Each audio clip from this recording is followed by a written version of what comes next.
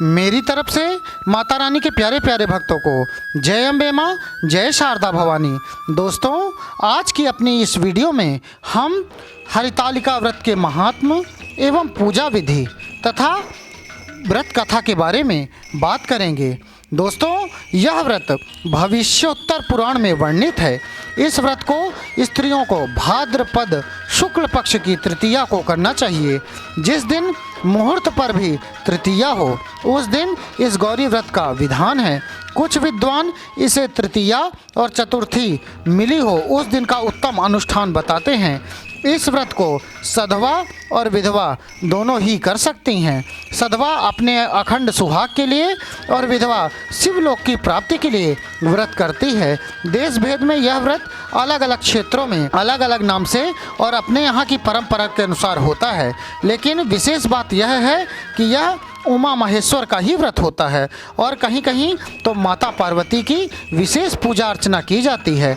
महादेव जी ने स्वयं इस व्रत हरितालिका को माता पार्वती जी को बताया है कि तुम्हारी सखी तुमको हरण करके पिता के घर से वन में ले गई थी, अतः तुम आली द्वारा हरी गई, यानी सखी द्वारा हरी गई। इससे इसका नाम हरितालिका हुआ। और जिस दिन तुमने यह व्रत पूजन किया था उस दिन हस्त नक्षत्र युक्त तृतीया और सोमवार का दिन था, अतः सोमवार और हस्त नक्षत्र युक्त तृतीया को अनुष्ठान होने पर यह व्रतराज उत्तमोत्तम फल की प्राप्ति कराता है। इस व्रत से स्त्रियों का मनोरथ पूर्ण होता है और सुख सौभाग्य की वृद्धि होती है। इस व्रत को सर्वप्रथम पति रूप में महादेव जी को प्राप्त करने के लिए हिमाचल पुत्री गौरी ने किया था। इससे यह गौरी व्रत के नाम से भी जाना जाता है। इस व्रत से उमा और महेश्वर दोनों ही प्रसन्न होते हैं। व्रती को मनवांछित वस्तु प्रदान करते हैं और उन्हें शिवलोक की प्राप्ति कराते हैं। इस व्रत को विधि पूर्वक करने के लिए व्रती स्त्री को प्रातः ब्रह्म मुहूर्त में उठकर नित्य कर्म से निवृत्त होकर शंकर पार्वती का ध्यान करके संकल्प करना चाहिए कि मैं आज हरितालिका व्रत का श्रद्धा पूर्वक अनुष्ठान करूंगी। इसके उपरांत स्नान आदि से निवृत्त हो अपने घर में पूजा घर को केले के स्तंभ एवं वंदनवार से सजाएं और वहां गौरी युक्त महादेव जी की प्रतिमा, शिवलिंग अथवा गौरी शंकर का सुंदर चित्र स्थापित करें। शिव पार्वती का आवाहन करते हुए भक्तिपूर्वक षोडशोपचार विधि से पूजन अर्चन करें और इसकी कथा को अपने पति सहित सुने और सुनावें। अंत में फल फूल नैवेद्य से पूजा करें, बारंबार नमस्कार करें और कहें, हे शिवा, हे कल्याणी, आपको नमस्कार है। ब्रह्म रूपिणी जगन माता, हे सिंहवाहिनी, संसार के भय तापों से हमारी रक्षा करो माँ।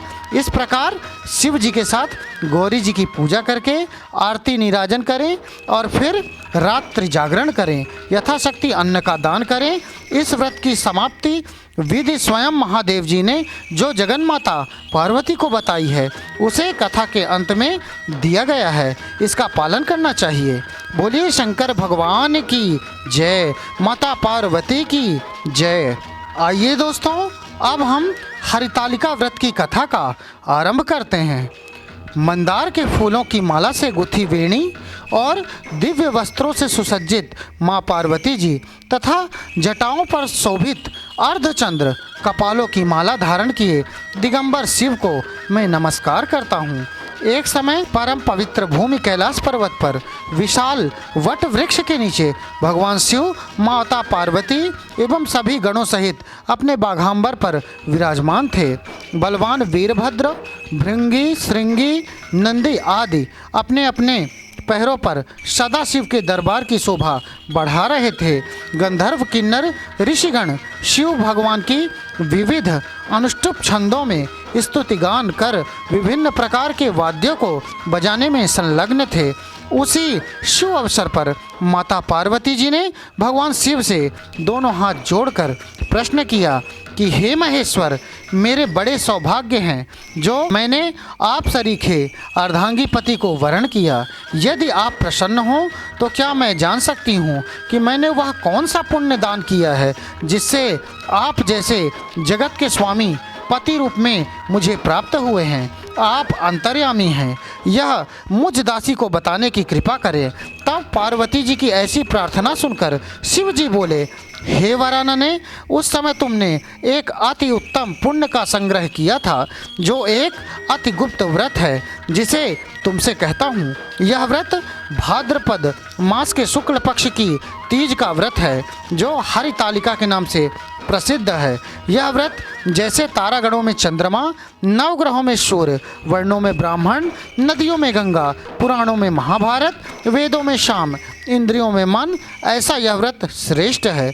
जो तीज हस्त नक्षत्र युक्त पड़े तो वह और भी महान पुण्यदायक होता है। ऐसा सुनकर श्री पार्वती जी ने पूछा कि हे महेश्वर, मैंने कब और कैसे यह व्रत किया था, विस्तार के साथ श्रवण करने की इच्छा है।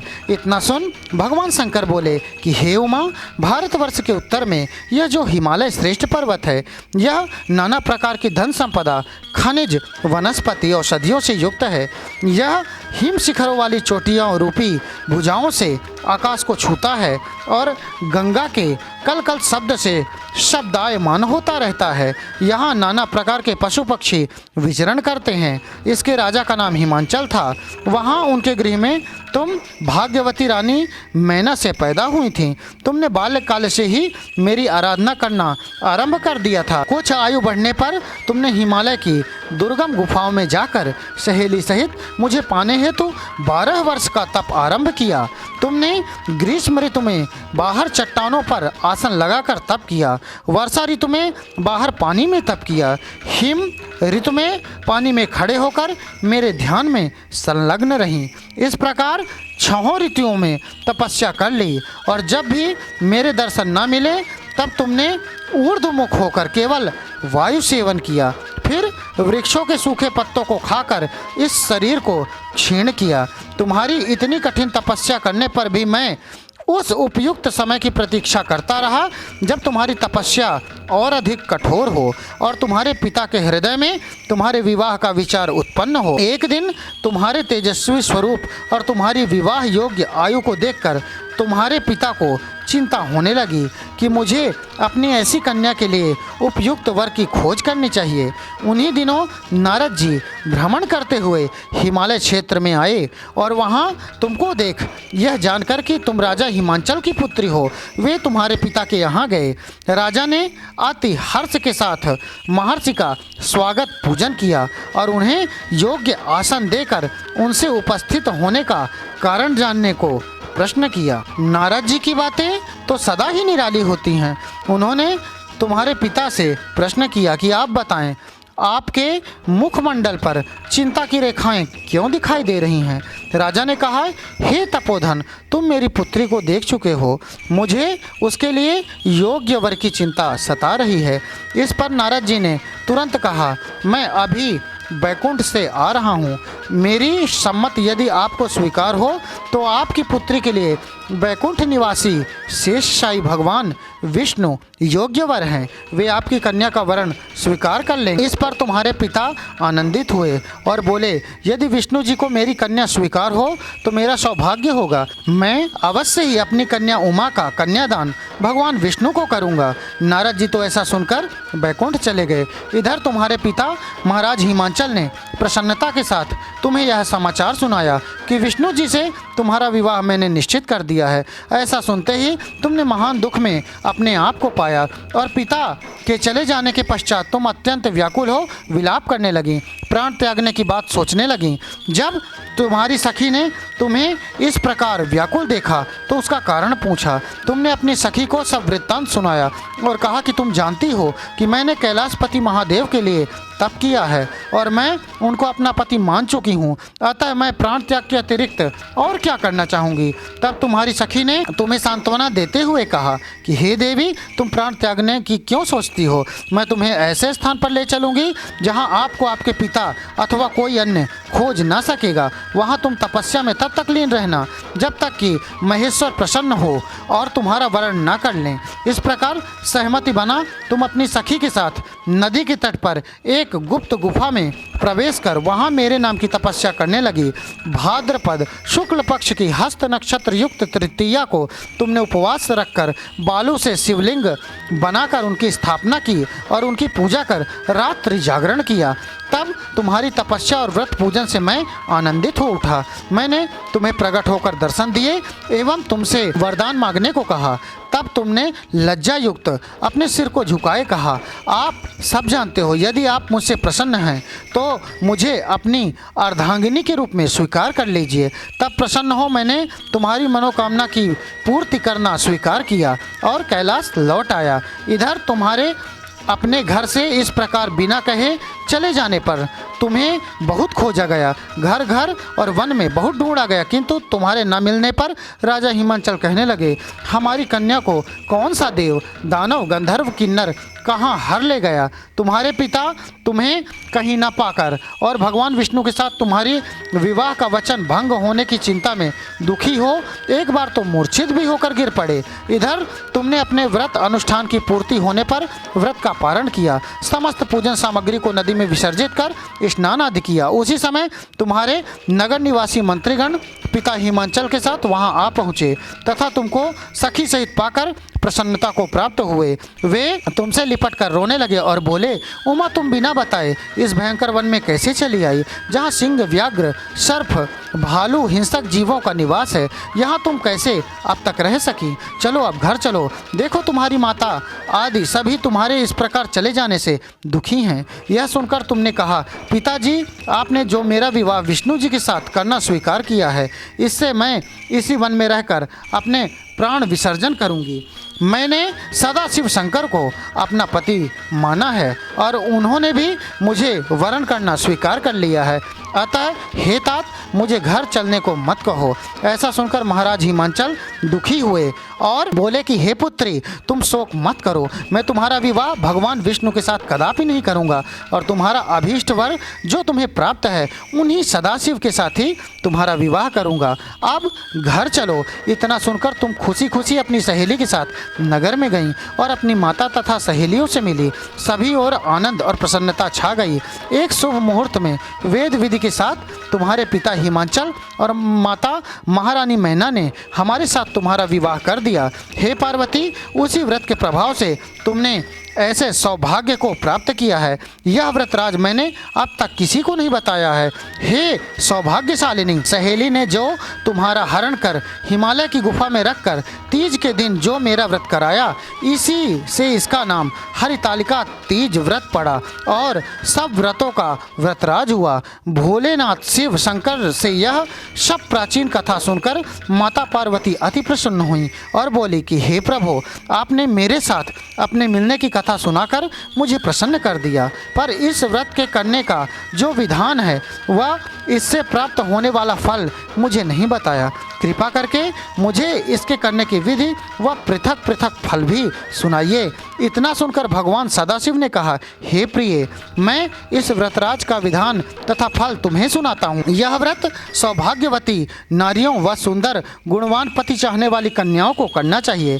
भाद्रपद के शुक्ल पक्ष की द्वितीया की शाम को आरंभ करते हुए इस तीज के व्रत को धारण करें। व्रत निराहार अर्थात बिना आहार और निर्जला करना चाहिए। भगवान शिव पार्वती की सुवर्ण या मिट्टी की प्रतिमाओं को एक सुंदर वेदी पर स्थापित करें। केले पुष्प आदि के खंभों से स्थापित करके रेशमी वस्त्र के चंदन वार लगाएं। फिर स्तुति गान वाद्य भेदी शंख मृदंग झांझ आदि से रात्रि का जागरण करना चाहिए। प्रातः भगवान शिव के पूजन के बाद फल फूल पकवान लड्डू मेवा तरह तरह के भोग की सामग्री समर्पण करें। फिर ब्राह्मण को द्रव्य अन्न वस्त्र पात्र आदि का दान श्रद्धा युक्त होकर देना चाहिए। भगवान शिव को हर वस्तु पंचाक्षरी मंत्र से कहकर अर्पण करना चाहिए। प्रार्थना के समय अपनी इच्छा जो हो भगवान के सामने प्रेषित करके प्रणाम करना चाहिए। फिर पार्वती जी से प्रार्थना कर इस प्रकार कहना चाहिए, जय जय जगत माता, जय जय जगत माता, तुम हो मेरी भाग्य विधाता, तुम हो पार्वती शिव की प्यारी, तुम माता आनंद पुरारी, सती संतों में रेख तुम्हारी, जय हो आनंद दाता। इच्छित वर मैं तुमसे पाऊँ, भूल चूक का दुख ना उठाऊँ, भाव भक्ति से तुमको पाऊँ, कर दो पूरन बाता। जय जय हे पार्वती माता, जय जय हे गौरी माता। प्रार्थना के बाद पुष्पों को दोनों हाथ में लेकर पुष्पांजलि समर्पित करें। फिर चतुर्थी को शिवलिंग नदी या तालाब में विसर्जित करें। फिर 3 ब्राह्मणों को भोजन करा के दक्षिणा दें। इस प्रकार यह व्रत पूर्ण करने से नारी सौभाग्यवती होती है तथा धन व पुत्र पौत्र से सुखी होकर जीवन व्यतीत करती है। कन्याओं को व्रत करने से कुलीन विद्वान धनवान वर प्राप्त होने का सौभाग्य मिलता है। हे देवी, जो सौभाग्यवती नारी इस व्रत को नहीं करती है वह बार बार वैधव्य एवं पुत्र शोक को प्राप्त होती है। जो नारी तृतीया के दिन व्रत रहकर चोरी से अन्न खाती है वह सूकरी का जन्म पाती है। जो फल खाती है वह बंदरिया की योनि प्राप्त करती है। जो जल पीती है वह जौक का जन्म लेती है। जो दूध पीती है वह सर्पणी का जन्म ग्रहण करती है। और जो नारी मांस खाती है वह बाघिनी होती है। और जो दही खाती है वह बिल्ली का जन्म पाती है। जो मिठाई खाती है वह चींटी के जन्म को धारण करती है। जो सब चीज़ें खाती है वह मक्खी का जन्म लेती है। जो उस दिन सोती है वह अजगरी योनि में प्राप्त होती है। और जो नारी अपने पति को धोखा देती है वह मुर्गी का जन्म धारण करती है। हे उमा, जो इस व्रत को श्रद्धा विधि से धारण करती है वह मुझ सा प्रति प्राप्त करती हैं तथा दूसरे जन्म में तुम्हारे समान स्वरूपवान होकर के इस संसार में उत्तम धाम एवं सुख भोग को प्राप्त होती हैं। इस व्रत के करने के बाद नारियां शिवलोक वासिनी हो जाती हैं। बोलिए शंकर भगवान की जय, माता पार्वती की जय।